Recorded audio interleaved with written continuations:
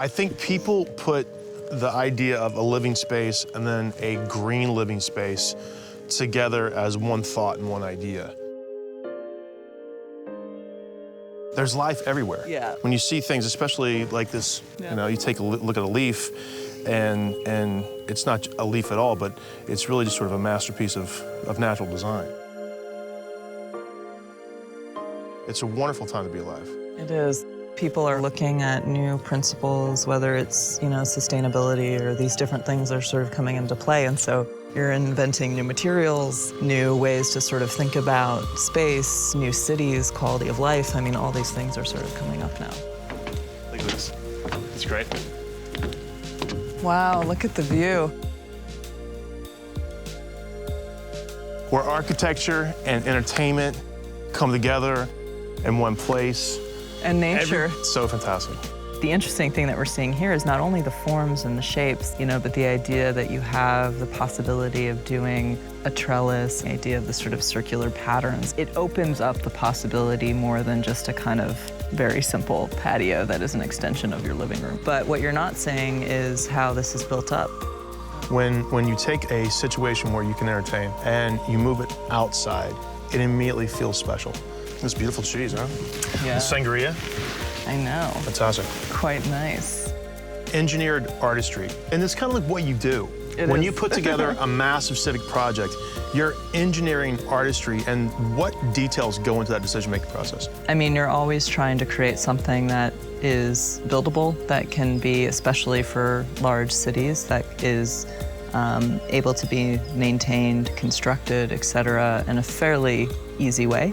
And at the same time, creating a mood, an atmosphere, a character, a place. The High Line's a great example of this because it's on structure. It's an abandoned elevated rail line that was converted into a park.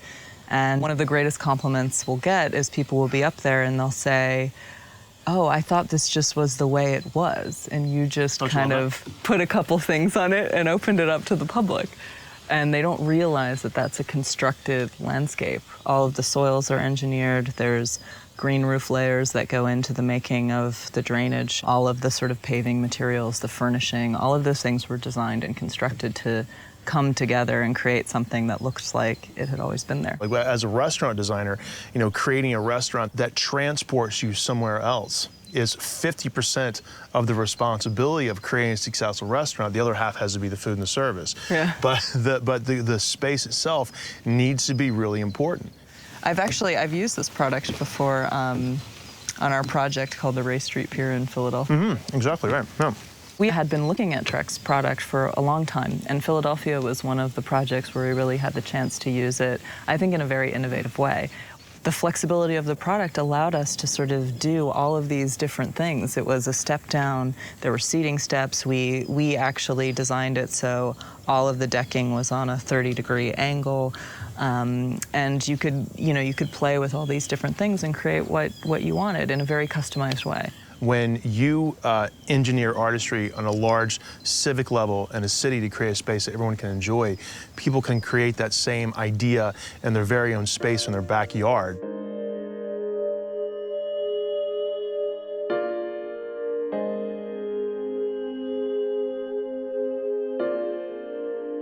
So we film, you know, one season that takes about 9 weeks a year, and I write a cookbook a year, and we have 4 restaurants and 3 children, and I make wine, and I make baby food, and we have a retail store, and so we have a lot going on. So what we try to do with our world is keep things as simple as possible versus having to create situations that need an enormous amount of upkeep. So that's one of the reasons I really like Trex a lot, because the product is just so fabulous. I mean, it doesn't fade. You know, so if you're going to put an enormous amount of money into, you know, a gorgeous outdoor space that's, you know, 3-4 years into it, it's going to look very different. This is going to look amazing for, you know, decades to come, which is fantastic. So it's the idea of connected engineered beauty, that everything seems to snap into place, and so when you go onto the website and you start piecing these ideas together, everything seems to click. It's integrated. You know, yeah, it's totally integrated, so you can have the structure and the materials, and you have the posts and the beams and the lights that kind of come with it. So the ideas are endless because you have so many more opportunities to create a really luxurious space. Don't you just love a space like this? I do.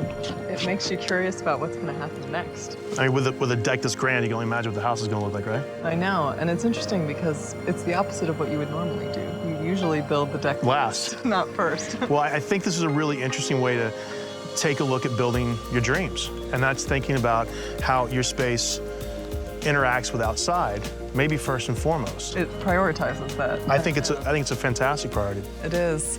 I don't get enough of this in the city. Maybe on the Highlands. Maybe on the island. You know, just looking around the trees and imagining this being your view every day. You can have fabulous dinners at and you know, really watch your children grow and just relax. I know, moments of calm. Moments of calm. Moments of That's what sort it's all of about. family. This is so fantastic. It's true. Relaxing. I love it.